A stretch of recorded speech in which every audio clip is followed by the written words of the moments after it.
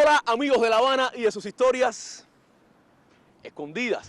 Hoy vamos a hacer un recorrido por el litoral habanero. Sí, mis amigos, porque vamos a estar contando historias del Malecón, este emblemático muro que bordea 7 kilómetros de costa.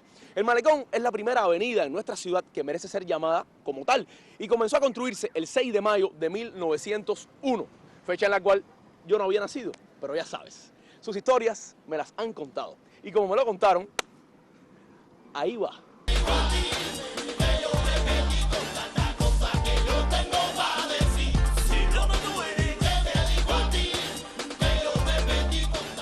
Estaba nuestra isla tomada por la primera intervención norteamericana cuando se decidió, por motivos de salubridad, comenzar la construcción del Malecón. Y fue justamente aquí, el Castillo de la Punta, donde empezó a extenderse el muro hacia el oeste.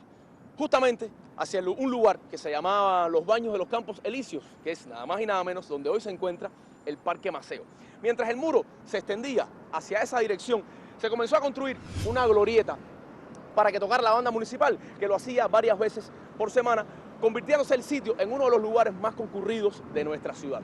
Esta glorieta juega un papel muy importante dentro de la historia de la arquitectura cubana, pues es la primera vez que nuestro país se construyó con hormigón armado. Lamentablemente, la glorieta es demolida en 1927, pues obstruía la vía del Malecón que iba hacia la avenida del Puerto.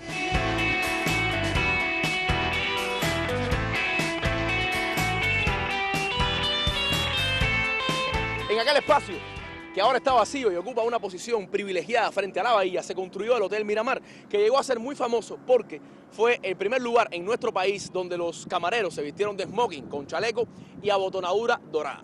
Pero bueno, volviendo al Malecón, te tengo un dato curioso.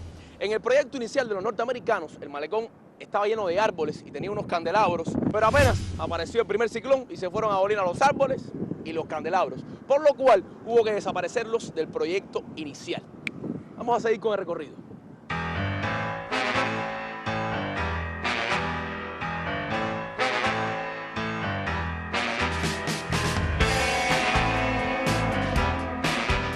Señores, 15 años demoró el Malecón en llegar aquí.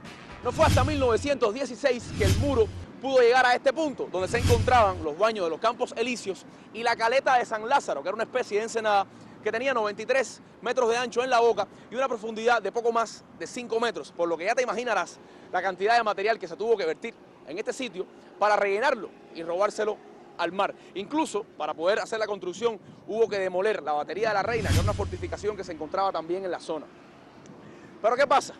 3 años más tarde, en 1919, La Habana fue azotada por un ciclón que provocó grandes destrozos, levantó en peso toda esta zona, destruyéndola, y envió pedazos de la construcción del muro ciudad adentro, provocando inundaciones nunca antes vistas, por lo cual muchos de los vecinos de la zona, y no pocos ingenieros, achacaron los destrozos y las inundaciones a la construcción del Malecón. Y de esta manera, esta parte de la construcción se quedó así, medio abandonada. El Malecón continuó su muro hasta la zona de 23 y no fue hasta 8 años más tarde, en 1927, que esto se restauró uniendo esta parte del muro con aquella. Todavía hoy en día se está inyectando hormigón en los cimientos del Malecón, en la parte donde el mar ha ido socavando la roca.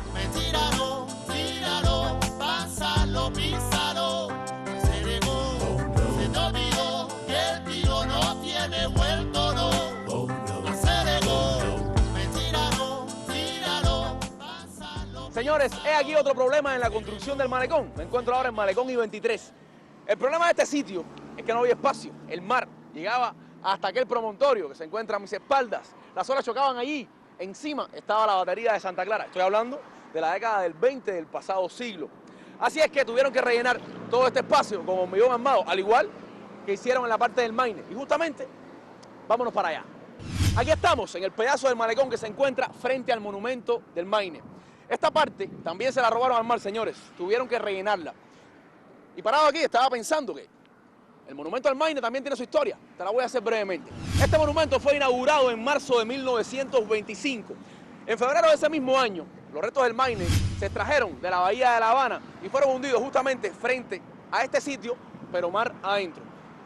En la inauguración del monumento, señores, fue a bombo y platillo, pero este monumento original no corrió con mucha suerte. Apenas duró un año y pico, pues en 1926 La Habana fue azotada por un gran ciclón, conocido como el ciclón del 26, que lo destrozó.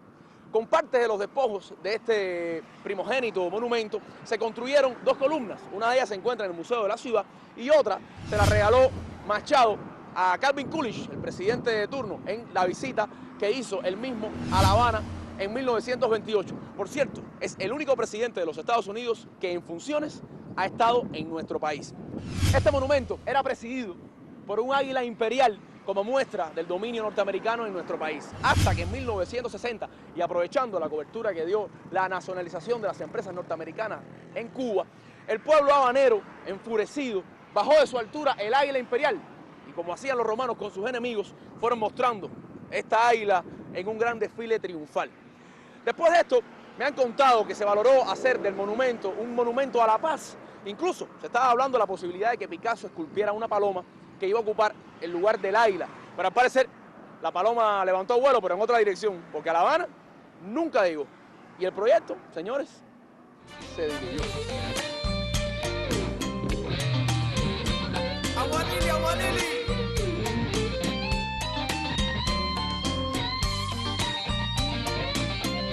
Ponle maní.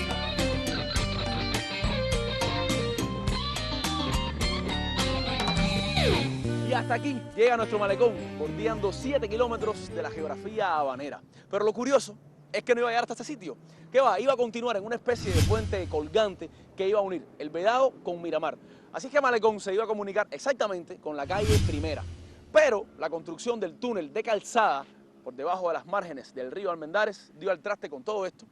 Y Malecón, señores, llega hasta aquí, uniéndose por vía subterránea con la Quinta Avenida. Y ahora sí, vámonos para casa del maestro Don Ciro Bianchi para ver qué historias interesantes nos tiene. Sígueme. Mira el tipo, mira el tipo, mira el tipo, mira el tipo en el balcón, míralo, míralo. Don Ciro Bianchi. Ahí vengo desde el Malecón. Sí, señor. Ciro, ya sí. empezó el verano. El sol está en el Malecón. Me imagino que sí. Oye, nada, chicos, pues tú sabes que por Galeano es por cuando hay un ras de mar en La Habana, por donde primero entra el agua es por Galeano. ¿Y eso por qué? Sí. Debido a que es más La parte de abajo. más bajo ahí. Pero hay cosas curiosas. Por ejemplo, cuando el ciclón del 26, el agua entró por Prado y llegó a Colón, a la calle Colón.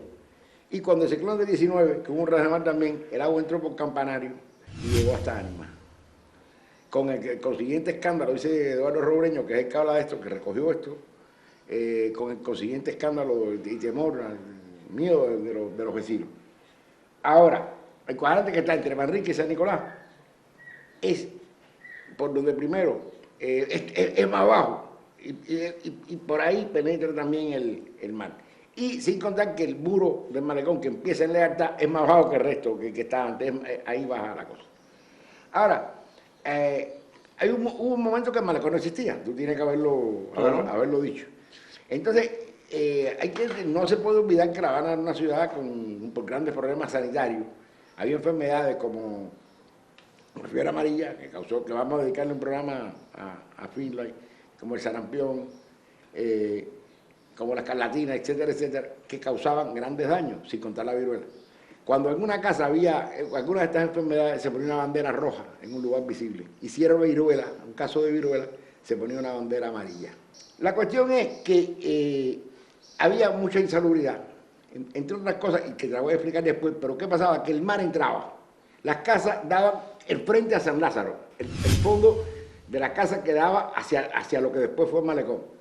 Hasta Gervasio, los arrecifes impedían la entrada, impedían en gran parte la entrada de las olas. Pero de Gervasio para allá, hacia el Vedado, un poco más ya en mar abierto, las casas tenían unos sótanos abiertos por el fondo, de manera que el agua entrara y volviera a salir. Y donde no había casa, bueno, el agua llegaba a la calle, ¿no? Llegaba a San Lázaro. Ahora, ¿qué pasaba con este problema de la insalubridad que te comentaba? Y era que no había alcantarillado en La Habana. El alcantarillado en La Habana es del año 8. Se hace cuando la segunda intervención norteamericana. Está considerado una de las grandes obras de la ingeniería civil cubana, el alcantarillado de La Habana. Había muy pocos inodoros, no había alcantarillado, La intervención americana, la primera intervención americana, obligó a la gente, a mucha gente a comprar e instalar inodoros, pero no estaban conectados a un alcantarillado. Por tanto, lo que habían eran letrinas, que quedaban por lo general, se situaban en las casas cerca de la cocina. Estas letrinas se llenaban y había que vaciarlas. Y llegó a convertirse en La Habana de fines del siglo XIX, comienzo del siglo XX, una ocupación muy lucrativa, esta limpieza de las letrinas. Que se salía aguas negras, ¿no? Sí, no sé, se limpiaban de noche y se botaban de madrugada. ¿A dónde se botaban?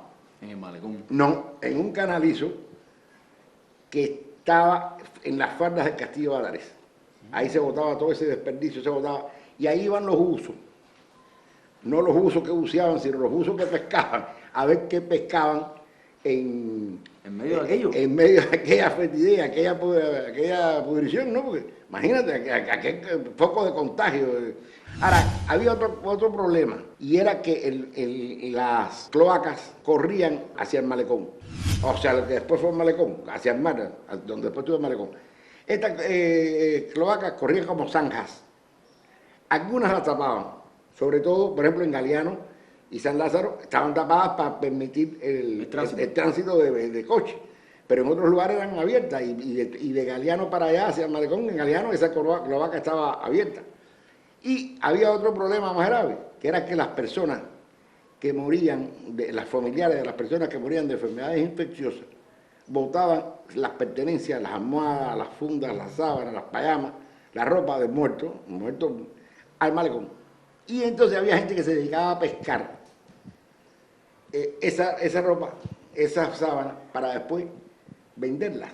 Entonces había una mujer famosa que se llamaba Isabel, y decían Isabel la Perrera, que vivía en los sótanos de la casa del doctor Berriel, que Berriel fue un rector de la Universidad de La Habana. Y ella recogía esa ropa, la lavaba con agua y jabón, se creía que con eso resolvía el problema de que el muerto de la infección, y salía a vender aquello y iba regando infecciones, enfermedades por todo. Y hasta muerte, me hasta imagino. muerte, sí, claro, por supuesto. Ah, claro que no todo es cosa trágica, ¿no? O lamentable en el malecón, porque el malecón, sobre todo en la calle San Lázaro, o sea, que era allá al mar, ¿no? Se celebraba la fiesta de San Juan, del 23 al 24 de junio. Ya desde el día 23 al mediodía, los coches, según cuentan Federico Guilloch y otros memorialistas de la época, la cantidad de coches que iba y se aparcaba ahí en San Lázaro, o iban a dejar al cliente y salían, eran numerosísimos. Había muchos bailes en las casas cercanas allá a San Lázaro, se bailaba en la calle y se organizaban una especie de casitas o botecitos con muñecos dentro, que después a la hora a las 12 de la noche eran quemadas. Y la fiesta duraba hasta el amanecer, en que la gente solía, si no bañarse, acuérdate que había las playas, ¿no? Los baños, los llamados baños, si no bañarse en el mar, por lo menos mojarse los pies, porque decían que era bueno mojarse en el mar, mojarse en el mar En la fecha de San Juan. En la fecha de San Juan. Eso es la cuestión. Bueno, maestro, Bueno, muchísimas gracias. nos vemos. Nos vemos la próxima semana. Sí, señor, cuando usted quiera. Amigos, la invitación queda hecha para encontrarnos juntos la próxima semana. Ustedes, el maestro Don Ciro Bianchi y yo, Dieter Ledesma, para seguirle buscando los colores a la historia. Nos vemos la próxima semana. Chao. Ay, si me preguntas